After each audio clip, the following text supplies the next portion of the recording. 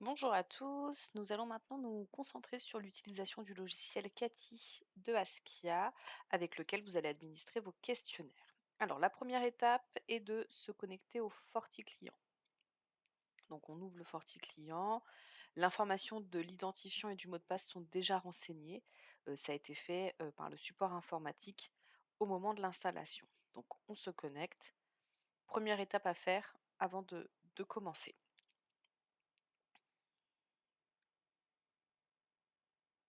Une fois connecté au FortiClient, on ouvre le Cathy.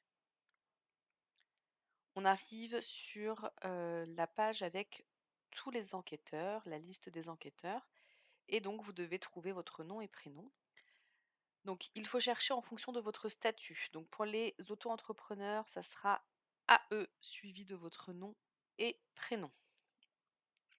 Pour les salariés, SAL suivi du nom et du prénom.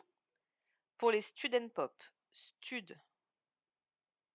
Et pour les Studical Squad, SC toujours suivi du nom et du prénom. Une fois que vous avez trouvé votre nom dans la liste, on double-clique et on copie-colle l'identifiant dans le mot de passe. Et vous êtes connecté au Cathy.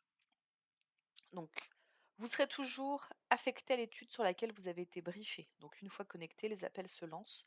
Le logiciel compose les numéros pour vous. Vous n'avez pas de manipulation à faire. Donc là, en mode test, on n'aura pas d'appel et pas de fiche. On verra ça par la suite.